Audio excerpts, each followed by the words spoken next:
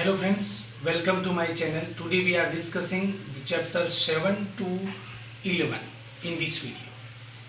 All the type of MCQ, fill in the blanks, true false are discussing in this video. So watch at last up to 11 chapter. How many big questions are asked from this all the 4 chapter are also discussed in this video. Now we start from 7 chapter. Friends, you watch my video of 1 to 5 chapter. There is no any MCQ asked from chapter 6. The 6 chapter there is 2 question. One is from 2 mark and other is for 4 marks. Okay, so let's start 7 chapter. First MCQ: the gap between the two nerve is synapse. Okay, and it is also asked as a the structure of neuron. It is a 2 mark question. Reflex action and reflex arc is also 2 mark question. Reflex actions means quick response against any stimulation of environment, and then you write all the example of knee jerk, blipping, yawning, winnowing. बराबर. तो ये क्या है कि reflex action क्या है, कोई भी हम एटमॉस्फेयर से हमारे सामने कोई स्टिमुल आता है और हम क्विक रेस्पॉन्स करते हैं. गर्म पानी को हम छूते हैं, गर्म चीज़ को अड़ते, हमारा हाथ ले लेते हैं, हम तीव्र प्रकाश में हमारी आंख बंद हो जाती है, फ्लिपिंग करते हैं, आंख के पलकारे, नी जर्क होता है, यानिंग, बगासा खाते हैं, छींक खाते हैं, पर खांसी आती है. तो ये सब है, हम उसको एग्जाम्पल लिख दो, हमारा काम हो जाएगा. रिफ्लेक्स आर्क में भी क्या है, वो हम कोई भी मैसेज हमारे से ब्रेन तक आता है और ब्रेन से वापस कोई भी मैसेज रिप्लाई होके आता है, जो भी मसल से वहाँ अकॉर्डिंग मसल टू, तो उसको जो आर्क बनता है ना, जो रास्ता बनता है, उसको हम रिफ्लेक्स आर्क बोलते हैं. अब ब्रेन के अंदर जो स्पेशल पार्ट होते हैं वो 4 ब्रेन के अंदर क्या, हियरिंग, स्मेल, साइट का काम करता है. मूवमेंट ऑफ वॉलेंट्री मसल्स उसमें कंट्रोल बाय द 4 ब्रेन के द्वारा होता है. हमको जो भूख लगती है ना, हंगर, फीलिंग ऑफ हंगर, हम पेट भर गया, वो भी 4 ब्रेन के द्वारा पता चलता है. मिड ब्रेन का काम क्या है, the control of involuntary action, change of the size of pupil, only thinking भी काम, एनी कोई भी थिंकिंग भी हम मिड ब्रेन से करते हैं. मेडुला ऑब्लांगेटा जो हमारा हिंड ब्रेन के अंदर है, वो कंट्रोल क्या करता है, ब्लड प्रेशर करता है, सलाइवेशन करता है, वॉमिटिंग करता है, इसका कंट्रोल करता है. और जो मिड ब्रेन के, हिंड ब्रेन के अंदर जो सेरिब्रम होता है, वो क्या कंट्रोल करता है, जो activities like walking in the straight, हम सीधे चलते हैं, साइकिल चलाते हैं, पिकिंग अप द पेंसिल है, बराबर, ये सब उसमें करता है. ये तो हमारे ब्रेन के काम हुए. इसमें 4 ब्रेन हमारा बहुत इंपॉर्टेंट, 2 मार्क का क्वेश्चन में 4 ब्रेन पूछ सकते हैं. अब देखो, सेंसिटिव प्लांट है mimosa, not to touch me, वो सेंसिटिव प्लांट है. अब देखो, हमारे 3-4 MCQ है. फोटोट्रॉपिक, जो फोटोट्रॉपिक है, फोटोट्रॉपिज्म जिसको बोलते हैं, बराबर, फोटोट्रॉपिज्म.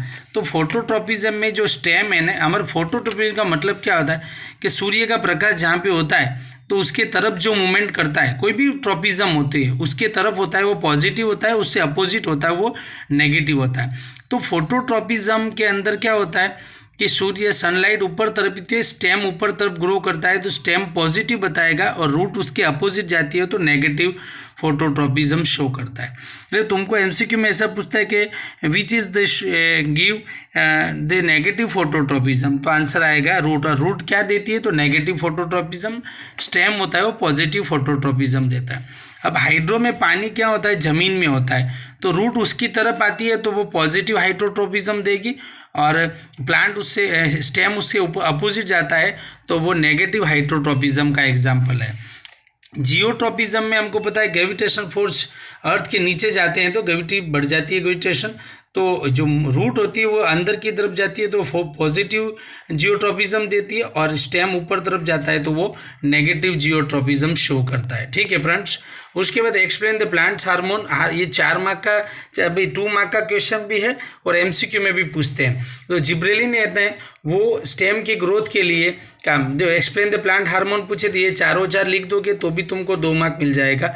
जिब्रेलिन है वो help in the growth of stem, oxy में वो growth of the shoot, tip है ना ऊपर की जो डोक फुटती है उसके ऊपर, इसके लिए रेस्पॉन्सिबल होता है. और उसके बाद साइटोकाइनिन है वो promote the cell division such as, देखो फ्रूट और सीड के ग्रोथ के लिए साइटोकाइनिन होता है, साइटोकाइनिन। और ये एब्सिसिक होता है ना, वो इनहिबिट द ग्रोथ, मतलब ग्रोथ को कम कर देता है। मतलब तुम्हारी इच्छा नहीं अभी इससे ज़्यादा नहीं हो तो एब्सिसिक एसिड छाट देते हैं तो वो उसकी हाइट उतनी रह जाएगी।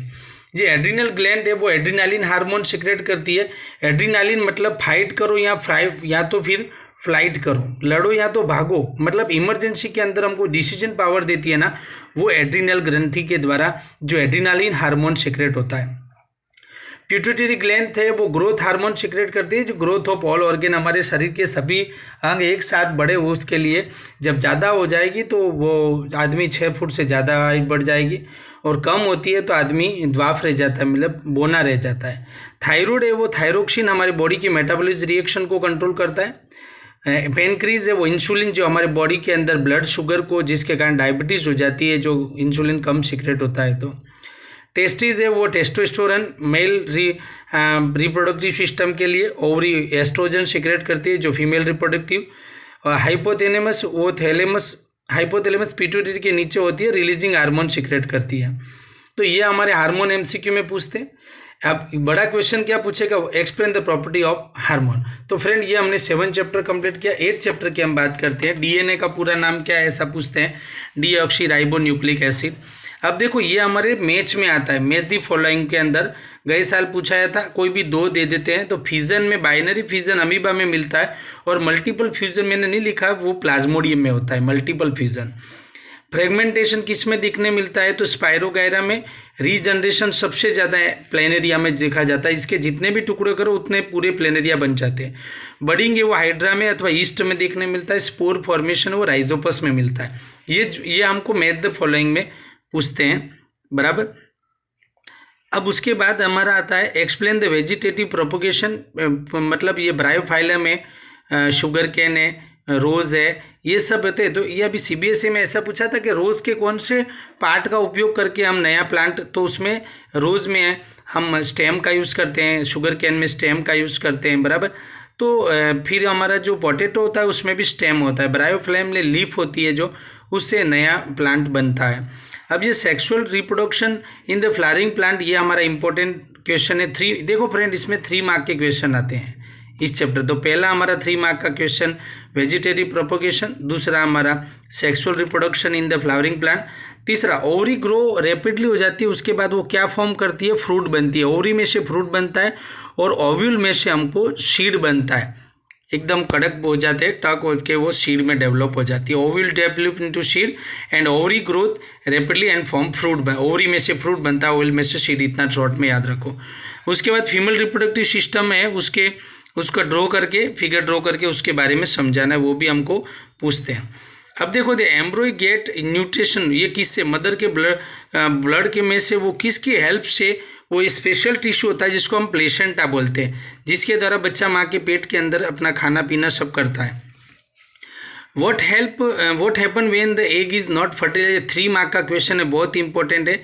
एक्सप्लेन द, इसी क्वेश्चन को एक्सप्लेन द मेंस्ट्रुएशन साइकिल, ये भी पूछते हैं, बराबर। 3 मार्क का क्वेश्चन है।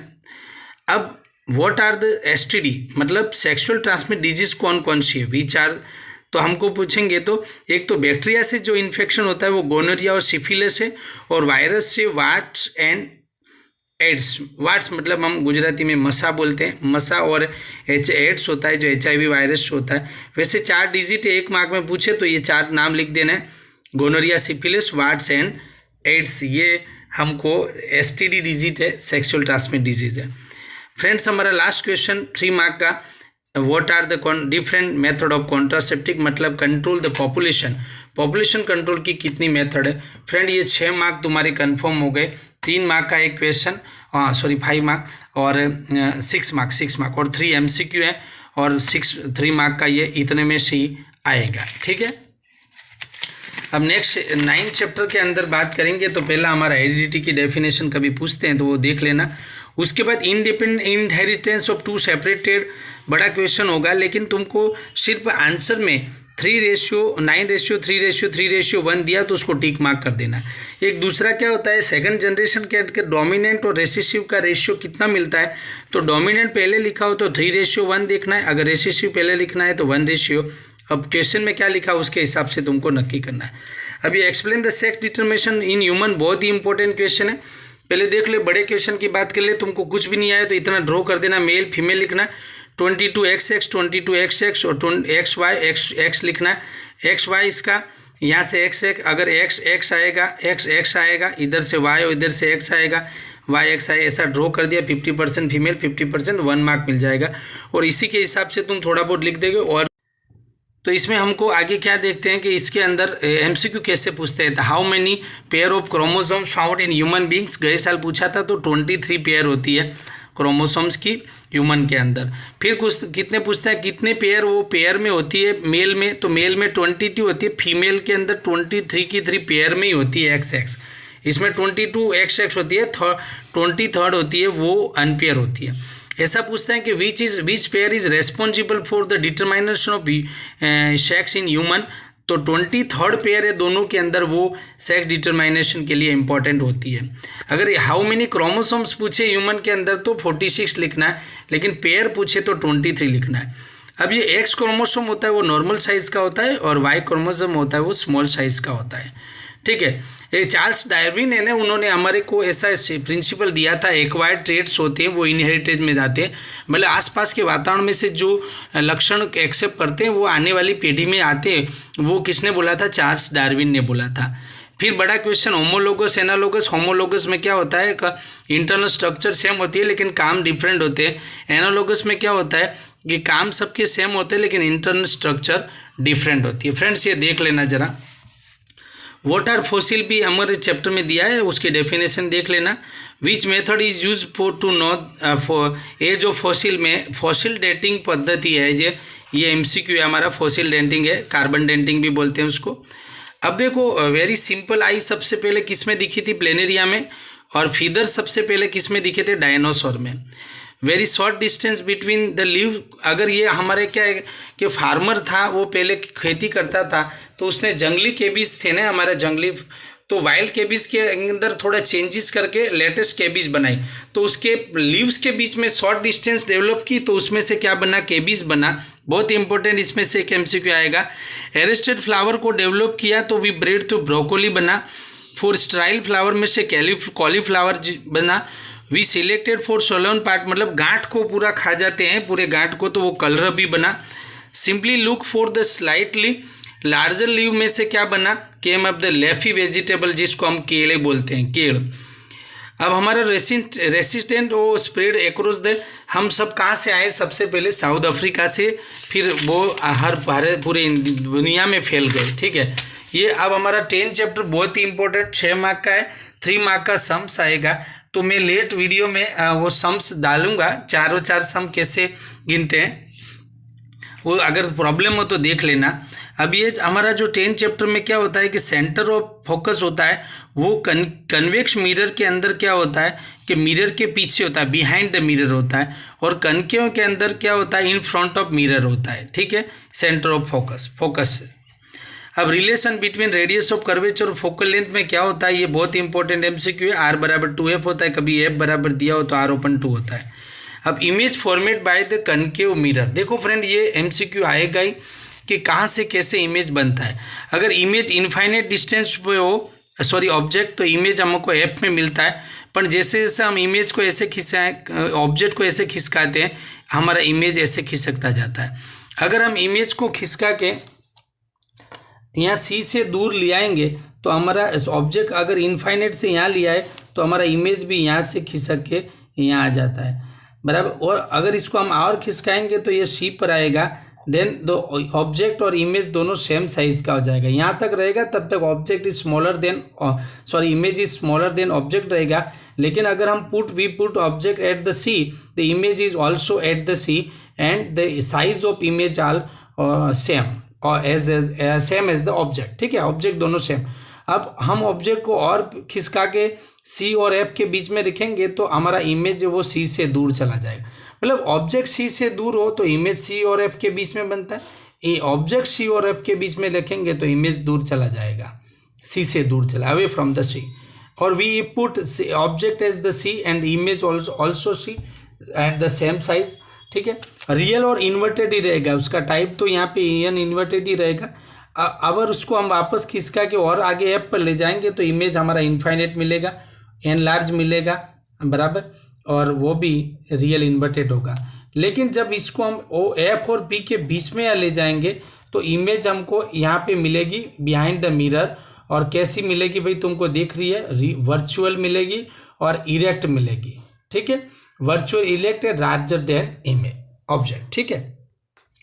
यूज ऑफ कन्वेक्स मिरर आएगा, sign convention for reflect spherical mirror, ये भी इंपॉर्टेंट है, ये क्वेश्चन है। मैग्निफिकेशन ऑफ मिरर, तुमको पता है कि यहाँ पे माइनस लगता है, लेंस में या माइनस नहीं लगता, इतना ध्यान रखना है फ्रेंड। ये बहुत ही इंपॉर्टेंट बात कर रहा हूँ मैं कि कन्वेक्स मिरर में मैग्निफिकेशन हमेशा पॉजिटिव होती है, इसलिए वो इमेज हमेशा वर्चुअल मिलता है। जिसकी मैग्निफिकेशन, जिस मिरर की मैग्निफिकेशन पॉजिटिव हो वो हमेशा वर्चुअल इमेज देता है, और जिसकी नेगेटिव वो रियल इमेज देता है। लेकिन जिसकी मैग्निफिकेशन 1 मिलती है वो भी प्लेन और इरेक्ट इमेज देता है, लेकिन वो प्लेन मिरर की है, वर्चुअल इमेज देता है। वो प्लेन मिरर की मैग्निफिकेशन 1 होती है, कन्वेक्स मिरर की 1 से ज़्यादा, 0 से ज़्यादा मतलब पॉजिटिव होती है, पर कनकेव की होती है ना वो हमेशा माइनस में होती है, ठीक है। तो अब हम बात करेंगे आगे, स्नेल्स का लॉ क्या है, ऐसा पूछते हैं रिफ्रैक्शन के लिए।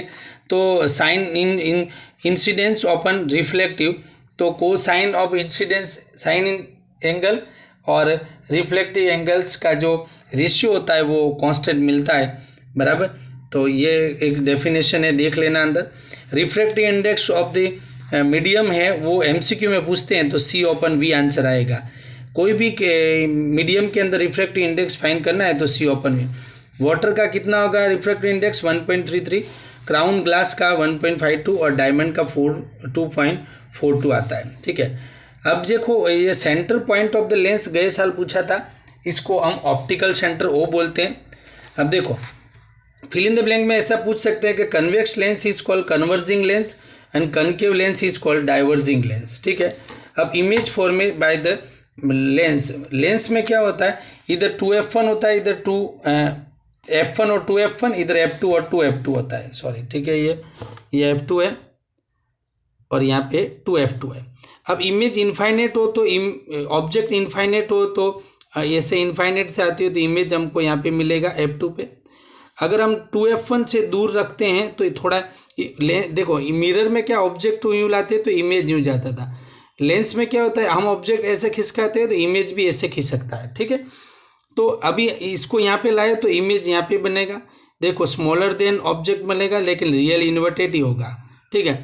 और ये कहाँ होगा f2 और 2f2 के बीच में। अब और इधर खिसकाएंगे हम तो ये इमेज यहाँ पे चला जाएगा, मतलब 2f1 में ऑब्जेक्ट रखेंगे तो इमेज 2f2 पे मिलेगा और ये सेम साइज होगा, ठीक है। वो C पे रखते हैं तो सेम होता है ना, इसमें भी सेम होगा, रियल इन्वर्टेड होगा। अब और खिसकाएंगे तो ये यहाँ से पीछे चला गया तो ये लार्जर देन ऑब्जेक्ट हो जाएगा, बड़ा हो जाएगा, रियल इन्वर्टेड हो जाएगा।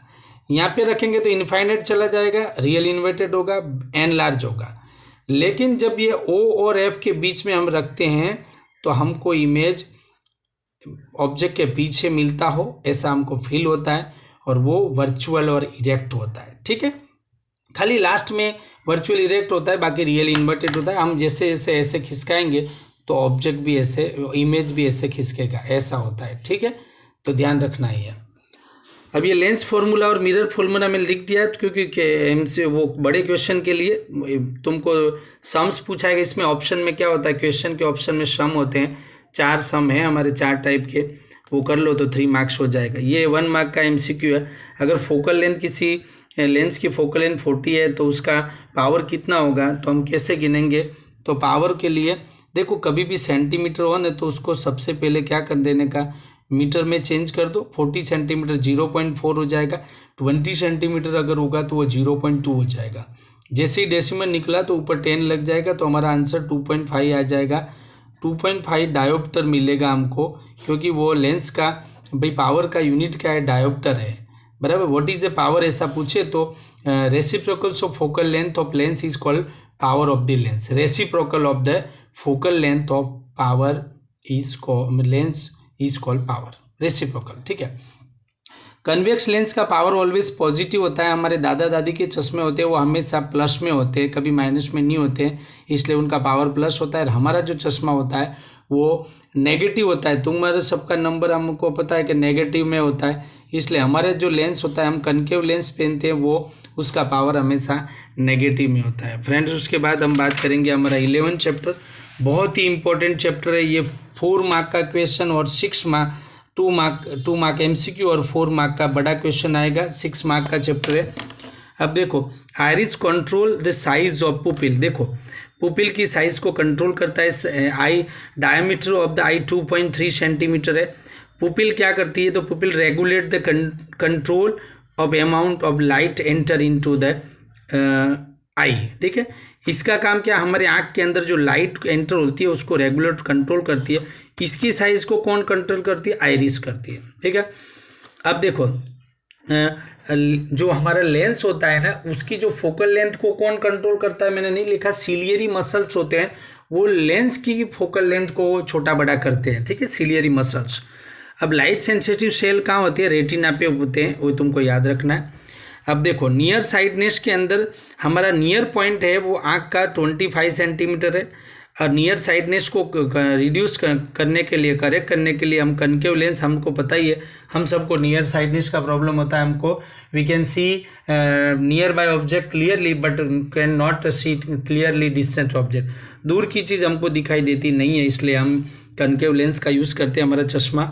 फार साइडनेस के अंदर क्या, हाइपरमेट्रोपिया में हम कन्वेक्स लेंस का यूज़ करते हैं, बराबर। उसको मतलब क्या कि डिटेक्ट वो जो भी फार साइडनेस का प्रॉब्लम है उसको करेक्ट करने के लिए हम कन्वेक्स लेंस का यूज़ करते हैं, उसमें कनकेव करते हैं। Sun is visible to before 2 minute और आफ्टर 2 मिनट, तो ये मिनट का डिफरेंट कदाच पूछ ले। हाँ, विच कलर, जो स्कैटिंग सबसे ज़्यादा कम होता है तो रेड और सबसे ज़्यादा वायलेट होता है। इंटेंसिटी रेड कलर की सबसे ज़्यादा होती है, वायलेट की कम होती है। मतलब लाल कलर मुड़ता कम है, सीधा ज़्यादा है जाता है। ठीक है, इसलिए जो रेड सिग्नल होता है ना, जो हमारा डेंजर सिग्नल का कलर लाल इसलिए रखते हैं क्योंकि लाल मुड़ता नहीं है, सीधा जाता है, इसलिए। वायलेट है वो मुड़ता है, मतलब इसलिए तो हमारा स्काई हमको ब्लू दिखाई देता है। Scattering of the violet colour is most होता है। ठीक है, जिसकी वेवलेंथ बहुत शॉर्ट होती है। लॉन्ग कलर की लॉन्ग वेवलेंथ रेड कलर की होती है। रेड कलर है वो 1.8 time more than blue colour. Blue colour से रेड कलर है ना, उसकी इंटेंसिटी और उसकी वेवलेंथ है 1.8 टाइम ज़्यादा है। अब इसमें तुमको बड़े क्वेश्चन कौन सा करना है, एक तो ह्यूमन आई करना है, हाइपरमेट्रोपिया और मायोपिया एक वो, और दूसरा रेनबो फॉर्मेशन है और टिंकलिंग ऑफ स्टार। 4 क्वेश्चन है, उसके ज़्यादा एक करना हो तो why the sky look like blue. ठीक है, इतना कर दो कि 4 मार्क किया जाएगा, इतने में से तुम्हारा MCQ आ जाएंगे। ठीक है, तो इस प्रकार से तुमको 6 मार्क हो जाएगा। अब नेक्स्ट वीडियो में हम 12 से 16 तक का देखते हैं।